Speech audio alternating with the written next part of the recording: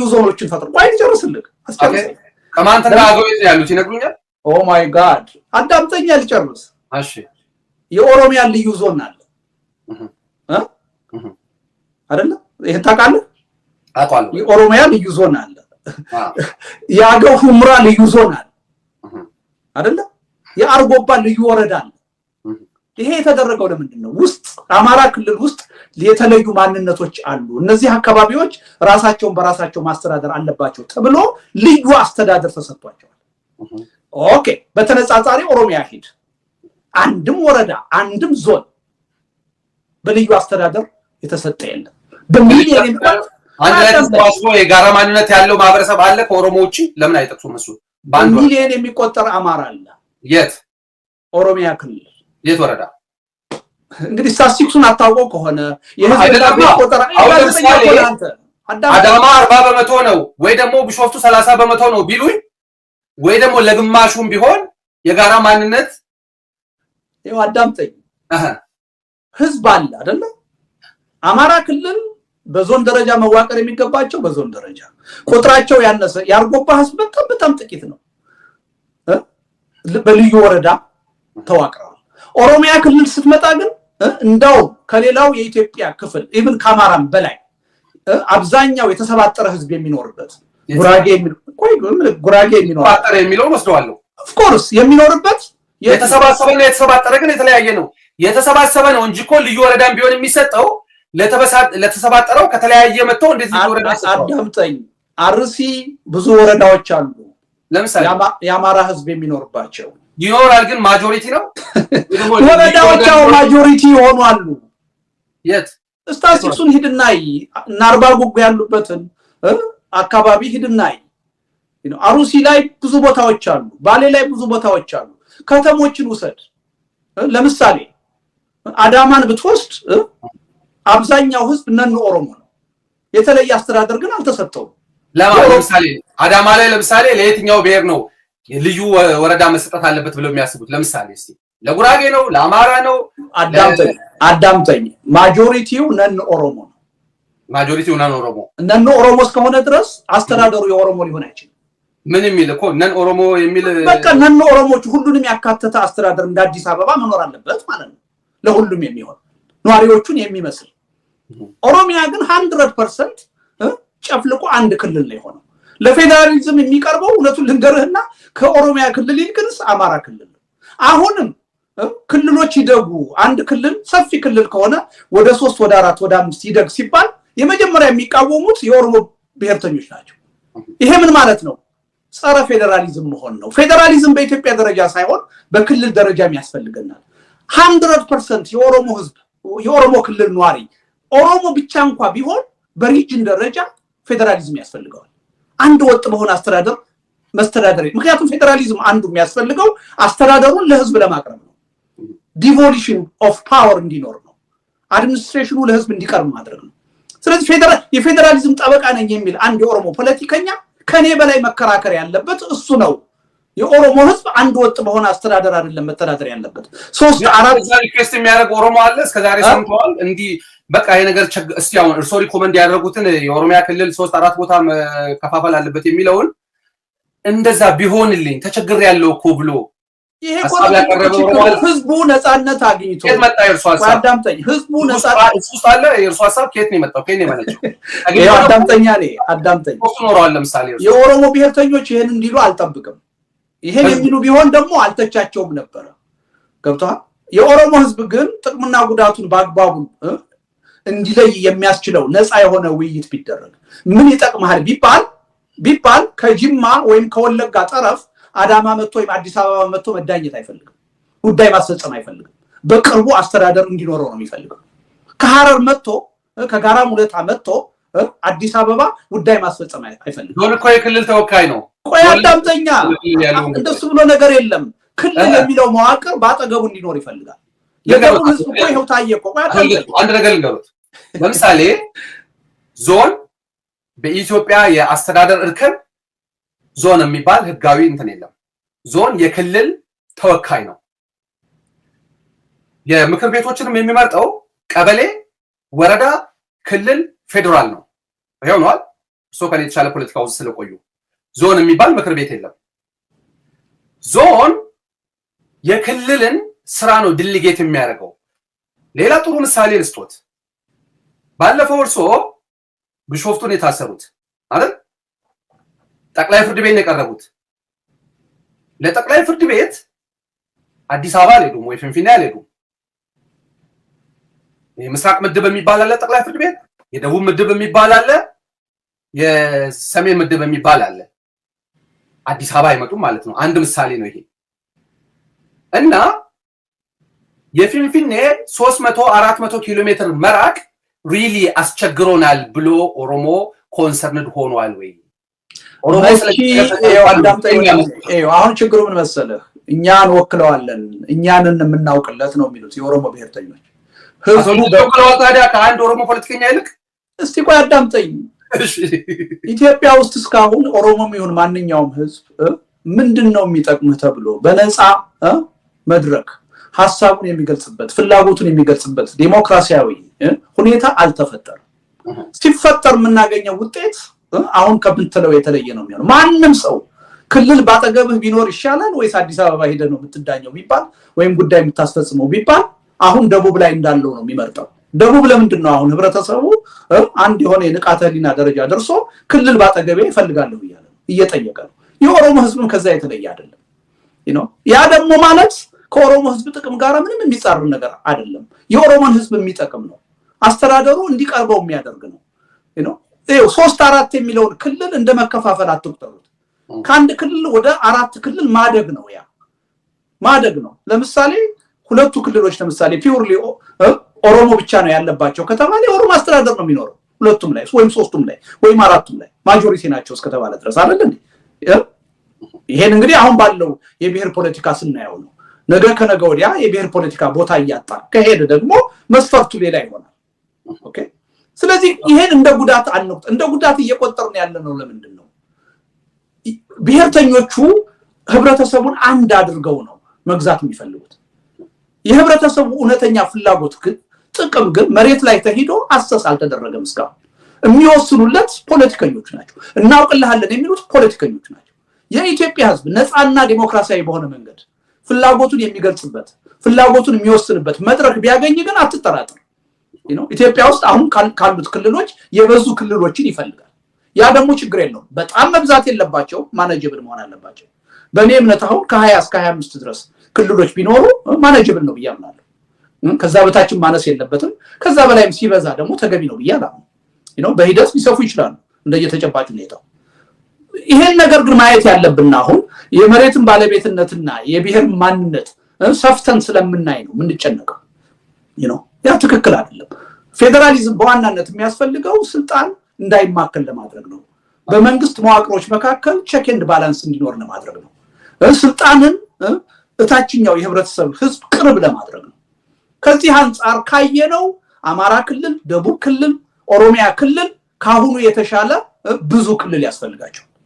ይሄን እንደ ጤናማ አመለካከት ብንወስደው ነው የሚሻለው። ጸረ ፌደራሊዝም አርገን አንውሰደው። ይሄ እንደውም ለፌደራሊዝም ጠበቃ መቆም ነው። ጸረ ፌደራሊዝም መሆን አንድ ወጥ የሆነ ክልል ብቻ የሚባል አህዳዊነት ነው። እሺ፣ ቀጣይ አሁን ባለው የነባራዊ ሁኔታ የአማራ ክልል ፖለቲካ ላይ ትንሽ ኮሜንት ቢያደርጉ ፈልጋለሁ። ከዚህ ቀደም እንደምናየው በየክልሎቹ አማራ ክልል ብቻ አይደለም ኢመደበኛ የሆኑ የታጠቁ አካላቶች አሉ። አሁን በአማራ ክልል ደግሞ በቁጥርም እየበዙ ነው የሚመስሉት። እንደሚታወቀው ፋኖም ራሳቸውን የሚገልጹት በየዞኖቹ የጎጀም ፋኖ፣ የጎንደር ፋኖ፣ የወሎ ፋኖ የሚባል ወይ ደግሞ አንድ ላይም እንመጣለን የሚል እሱንም እንሰማለን እንደ አንዳንድ ሶሻል ሚዲያ ላይ የሚዘዋወር። አሁን ደግሞ አቶ እስክንድር ነጋም የትጥቅ ትግል መጀመራቸውን ገልጸዋል። ከዚህ ቀደም ፋኖን አንድ ላይ አደራጅቼ ይዤ እሄዳለሁ ይሉ የነበሩት በእስር ላይ የነበሩት አቶ ዘመነ ካሴም በቅርብ ከእስር ተፈተዋል። መሰል የትጥቅ ወይ በተለይ ኢመደበኛ የሆኑ በየግሩፑ ያሉ የትጥቅ እንቅስቃሴዎች ኦፊሻሎችን ወደ መግደል ከዚህ ቀደምም የነ ዶክተር አምባቸውን ታሪክ እናስታውሳለን። የውስጥ የኢዴፓ ውስጥ ቢሆንም ያኛው ባለፈው ደግሞ የአቶ ግርማ የሽጥላን ግድያ እነዚህ አይነት ነገሮች ከሲቪሊያን አልፎ ወደ ፖለቲከኛ ወደ ኦፊሻሎች እርስ በራሳቸው ደግሞ ጎን ለጎን ተከሻ ለተከሻ ሊተካኩ የሚችሉ ኢመደበኛ የትጥቅ እንቅስቃሴዎች በአንድ ክልል ውስጥ መኖሩ እንዴት ነው የሚያዩት?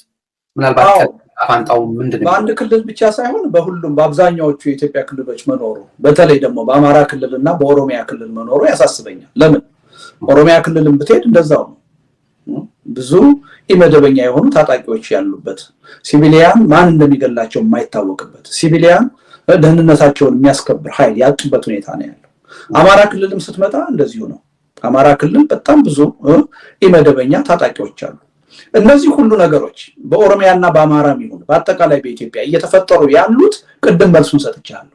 ኃላፊነቱን የሚወጣ ሀገርና ህዝብን አረጋግቶ በሰላማዊ መንገድ ሊያስተዳድር የቻለ መንግስት ባለመኖሩ ነው። ህዝቡ አንድ ታጣቂ ኃይል ማንም ይሁን ማንም መጥቶ የሚወጋው ከሆነ ራሱን አስታጥቆ ለመከላከል ይገደዳል። ሌላ ታጣቂ ኃይል አይደለም። መንግስትም ደግሞ በተለያዩ የህግ ማስከበሮች ሰበብ ህዝቡን ራሱ እየሄደ የሚወጋው ከሆነ ህዝቡ ታጥቆ ራሱን ለመከላከል ይገደዳል። ኢትዮጵያ ውስጥ ያለው ነባራዊ ሁኔታ አሁን በዚህ ነው ሊገለጽ የሚችለው። በየአካባቢው ኢመደበኛ የሆኑ ታጣቂዎች ያላግባብ ማለት ነው እየተፈለፈሉ ያሉት የህዝብን ሰላምና ዋስትና ማስጠበቅ የሚያስችል መንግስት ባለመኖሩ። የመንግስት ዋናው ኃላፊነት የህዝብን ደህንነት ሰላም ማስጠበቅ ነው። ይሄ የሥራ ኃላፊነቱ እንደሆነ እንኳን የሚያውቅ መንግስት አይደለም አሁን ቤተ መንግስት ያለው። አብዛኛውን ጊዜውን የሚያጠፋው በሌላ ስራ ነው። በችግኝ ተከላ ነው፣ በፓርክ ስራ ነው፣ በቤተ መንግስት ግንባታ ነው፣ በጽህፈት ቤት ጥገና እደሳት ነው የሚያጠፋው። 5 ዓመት ሙሉ ዶክተር አብይ ከመጡ ጀምሮ ኢትዮጵያ ስትታመስ ነው የኖረችው። በዓለም አንደኛ ሊባል በሚችል መጠን ከ4.5 ሚሊዮን ህዝብ በላይ ነው ስደተኛ። ምናልባት እኩል ይሆናል ወይም ይበልጣል ከሲሪያ ጋር ማለት ነው። በዓለም 1 ሚሊዮን ህዝብ ነው ከሁለተኛው ዓለም ጦርነት በኋላ ይሄን ያህል ህዝብ በየትኛው አገር ጦርነት አላለቀም። ኢትዮጵያ ውስጥ በጦርነት ያለቀ። ይሄ የሚያሳይ ምንድነው? ሰላምና መረጋጋትን ማምጣት የሚችል የህብረተሰቡን የደህንነት ዋስትና ማስከበር የቻለ መንግስት ባለመኖሩ ነው። ለዚህ ጉዳይ ዋናው ተጠያቂው መንግስት ነው። መንግስት ኃላፊነቱን ቢወጣ ኖሮ ይሄ ችግር አይፈጠርም ነበር። አንድ ሌላው እንዲህ አይነት ኢመደበኛ ታጣቂ ወይም ከመንግስት ቁጥጥር ውጭ የሆነ ታጣቂ ትግራይ ውስጥ ነበር። በዛ ምክንያት ጦርነት ፈንድቶ 2 ዓመት ውጊያ ተካሂዷል። 1 ሚሊዮን ህዝብ አልቋል። መጨረሻ ላይ ግን ችግሩ ሊፈታ የቻለው ተፈቷል እንኳን ባንል ለጊዜው ተክስ የቆመው በሰላም ድርድር ነው። ኦሮሚያ ውስጥ መንግስት አልደራደርም ብሎ ብዙ ሺዎች አልቀዋል። አሁን ግን ወደ ሰላም ድርድር ሄዳለሁ ብሎ አንድ ዙር ድርድር ተካሂዷል። ይሄ ሁኔታ መቀጠል አለበት። መፍትሄው ድርድር ነው። ትግራይና ኦሮሚያ የተፈጠረውን ችግር በድርድር ለመፍታት እንደሞከረው አማራ ክልል ውስጥ ያለውንም ችግር ይሄ መንግስት በድርድርና በውይይት ለመፍታት መጣር አለበት። ትጥቅ በማስፈታት ባፈና በግድያ አይደለም ይሄን ችግር ሊፈታው የሚችለው። ልክ ትግራይ እንዳደረገው ኦሮሚያም ላይ እየሞከረው እንዳለው አማራ ክልል ካሉ ታጣቂ ኃይሎችም ጋር ቁጭ ብሎ የተፈጠሩትን የፖለቲካ ችግሮች በውይይትና በድርድር ለመፍታት መጣር አለበት። ይሄን ካላደረገ አንድ አካባቢ ጉልበት አፈርጥመህ ስትመጣ ቁጭ ብሎ እየተደራደረ ሌላ አካባቢ አቅም የለህም ብሎ ሲያስብ ግን አፍናሃለሁ እያለ የትም መድረስ አይቻልም። የትግራይ ጦርነት እየተካሄደ በነበረበት ወቅት መጨረሻ ላይ መንግስት ተገዶ ከትግራይ ኃይሎች ጋር ወደ ሰላማዊ ድርድር ሲሄድ ኦሮሚያ ካሉ ኃይሎች ጋር መደራደር አልፈለገም ነበር። ለምን? የትግራዮቹ ናቸው የሚያሰጉኝ፣ የኦሮሚያውን እደመስሰዋለሁ አጠፋዋለሁ ብሎ ስላሰበ ነው። እንደፈለገው ሆነ ወይ? አልሆነም። አቅም ሲያጣ ከኦላም ጋር ወደ ድርድር ነው ሄደው አይደል? ወደፊትም አቅም ሲያጣ አማራ ክልል ወደ ድርድር ይሄዳል ማለት ነው። ግን እሱ ሌሎቹ አቅም እስኪገነቡ ድረስ ንጹሃን ማለቅ አለባቸው ወይ? ህዝቡ መፋጀት አለበት ወይ?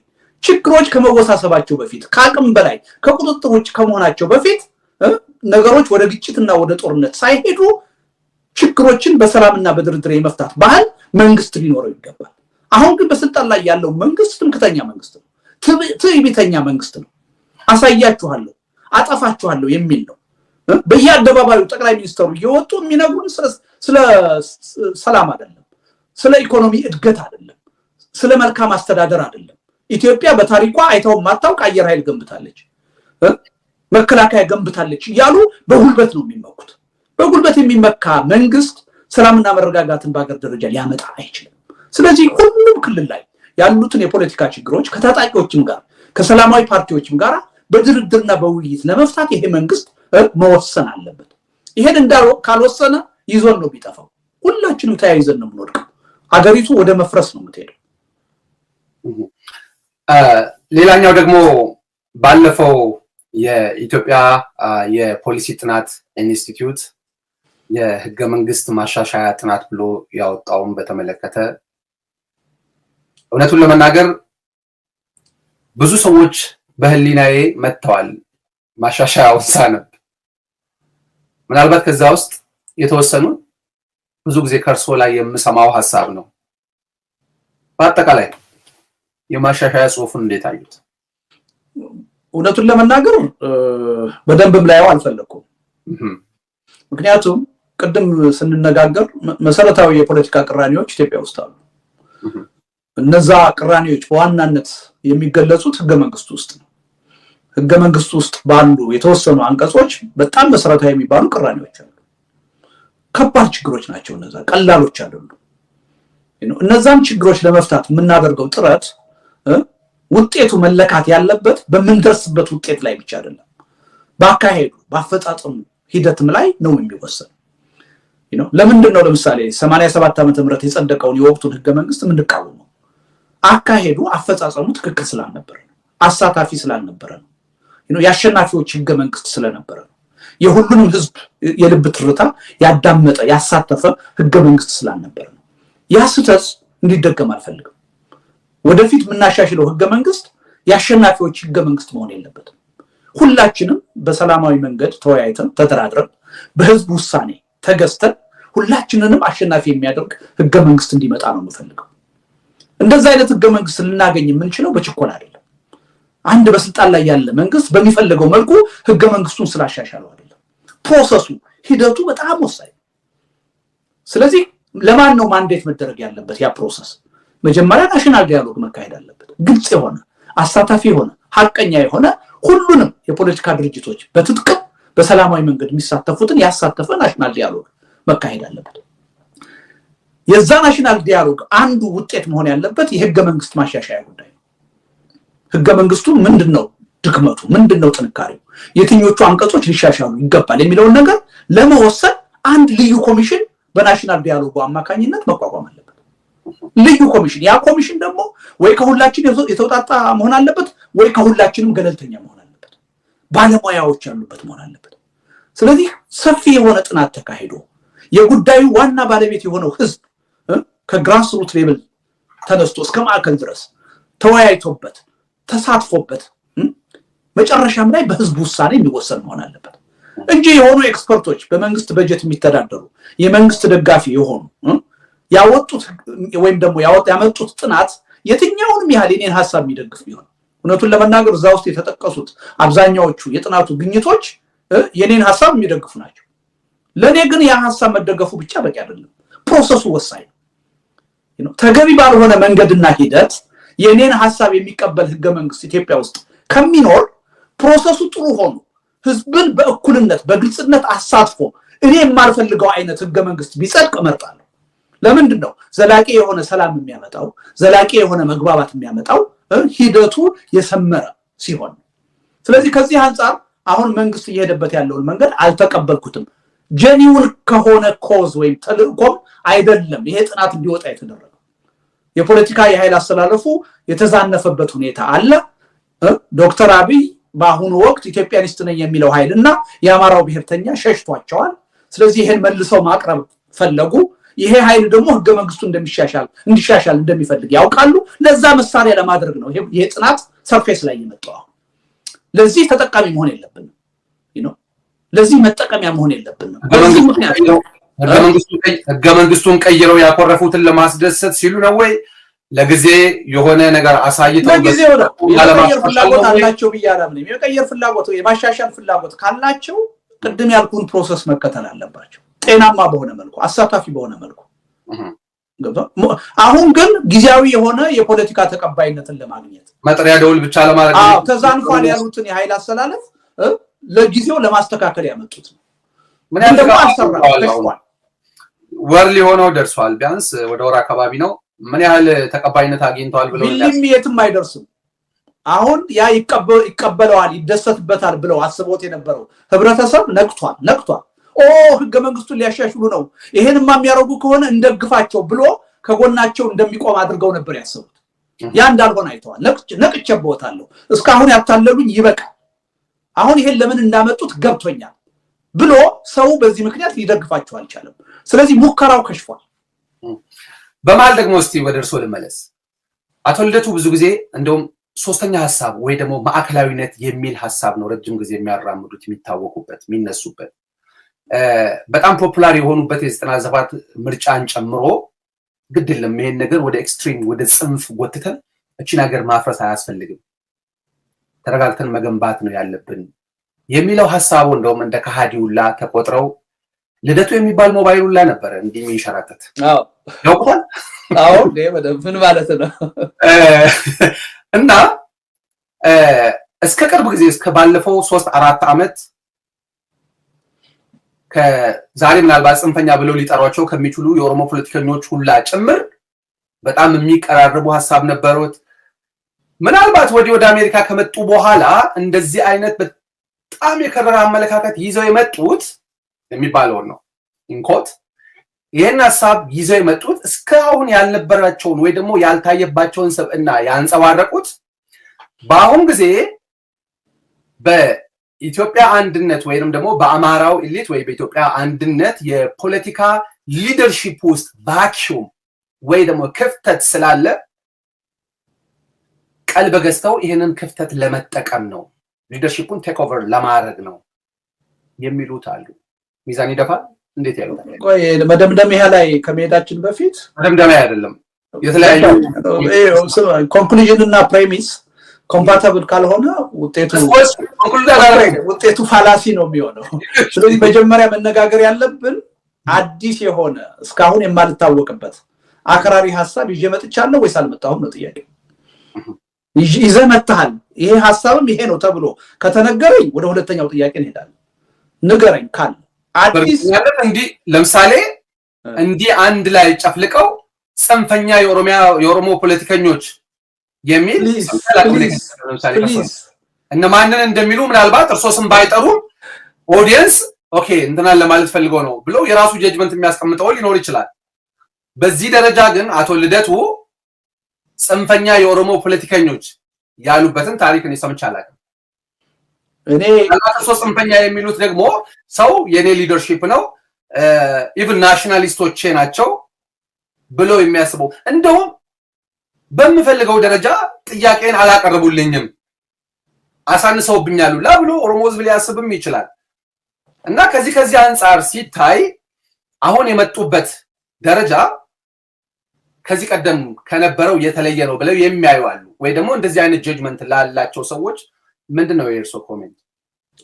በነገራችን ላይ የኢትዮጵያ የፖለቲካ ችግር ቁልፍና መሰረታዊ ችግሮች ሁለት ናቸው፣ ጽንፈኝነትና ብሔርተኝነት ብዬ መጻፍ መናገር መከራከር ከጀመርኩ ቅድም እንደነገርኩ ቢያንስ 22 ዓመት ሆኖኛል። ቢያንስ የዛሬ 16 ዓመት የጻፍኩትን መድሎት መጽሐፍ ሄደህ ብታይ የኦሮሞ ጽንፈኞች ናቸው ብለው አያውቁም።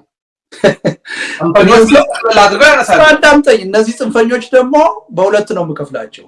የንዑስ ብሔርተኞች አሉ፣ የኢትዮጵያኒስት ብሔርተኞች አሉ ብዬ ነው የምላቸው። ንዑስ ብሔርተኛ ውስጥ ስንገባ በዋናነት የምናገኘው በዋናነት በኢትዮጵያ ተጨባጭ ሁኔታ ሶስቱ አካላት ውስጥ ነው። የኦሮሞ ጽንፈኞች አሉ፣ የአማራ ጽንፈኞች አሉ፣ የትግራይ ጽንፈኞች አሉ። በዋናነት የኢትዮጵያን ፖለቲካ እያሽከረከሩ ያሉት እነዚህ ናቸው አሉ። ጽንፈኛ በሶማሌ ደረጃ በደቡብ ደረጃ የለም እያልኩ አይደለም። በዋናነት ይሄን በማንኛውም ንግግሬ በማንኛውም ጽሁፌ ውስጥ መለስ ብለህ ብትሄድ ታገኘዋለህ። አዲስ ያልኩት ነገር አይደለም። አንድም እዚህ ውጭ ሀገር ከመጣሁ በኋላ በተናገርኳቸው በጻፍኳቸው አዲስ ያራምርኩት አቋም የለም። ካለ ንገረኝ። ነገርህን ካሳመንከኝ ወደ ሁለተኛው ለምን ይሄ ሆነ ወደሚለው እንሄዳለን። አየህ ከሌለ ግን አሁን ለምሳሌ በባለፈው ጽሁፎ በተለይ ከኦሮሞ ብሎክ ብዙ ሰው እንዳልተደሰተ በደንብ ያውቃል። ያ እኮ የኔ ችግር አይደለም። ጽንፈኛ የኦሮሞ ብሔርተኞች ብዬ ጠቅሻለሁ። ኦኬ የሶች ችግር አዳምጠኛ። አብዛኛዎቹ የኦሮሞ ብሔርተኞች ወይም ኤሊቶች ጽንፈኛ ያለው እኛን ነው ብለው ከወሰዱ ችግሩ የኔ አይደለም የነሱ ነው። ኦኬ ኦኬ ማንንም ይሁን ለምሳሌ እስካሁን እኔ እንደሰማው ከኦሮሞ ፖለቲከኞች ወይ ደግሞ ከኦሮሞ ኤሊቶች አቶ ልደቱ ያለው ትክክል ነው ያለ ሰው ወጥቶ አላየውም። ብዙ ፖለቲከኞች ግን ሐሳቡን ተችተዋል። ከዚህ አንፃር ነው እያልኩ ያለሁት። ከዚህ አንፃር በዚህ ማንነት ወንድሜ የኦሮሞ ብሔርተኞች ውስጥ ይሄን ሐሳብ ደግፎ ሰው አለመቆሙ የድክመት መገለጫ ነው እንጂ የጥንካሬ ምልክት አይደለም። ኦኬ እሱ ድክመት እሱ አይደለም። አሁን ወደዛ ስማ ለኦሮሞ ህዝብ በትክክል የሚያስብ የኦሮሞ ብሔርተኛ አሁን ካለ እውነቱን ልንገርህ መመጻደቅ አይሆንና የኔን ሐሳብ ነው ማዳመጥ ያለበት። እኔ ምንድነው እያልኩ ያለሁት ቤተ መንግስት ያለው መንግስት የኦሮሞ መንግስት ነው አትበሉ ነው እያልኩ ያለሁት። ይሄ ስህተት ነው። አዲስ አበባን ህጋዊ ባልሆነ መንገድ ተገቢ ባልሆነ መንገድ የኦሮሞ ህዝብ ብቻ ነው አትበሉ። ይሄ ከሌላው ህዝብ ጋር ያጋጫችኋል። ለኦሮሞ ተቀንጠኝ ማለት እንጂ እኮ ጽንፈኝነት አይደለም። በኔ ባንተ እይታ ላይ ሆን ይችላል። እኔ ግን አቶ ልደቱ የሸሚዝ ነው ካሉ እንዴት ጽንፈኝነት ይሆናል? አቶ ልደቱ ይኸውልህ ታሪካዊ ተነጋግረናል። ይሄን ሸሚዝ በ20 ብር ወይም በ30 ብር ራሴ ገዝቼ ነው የለበስኩት። የኔ ነው ስል አሳማኝ የሆነ በቂ ምክንያት አለኝ።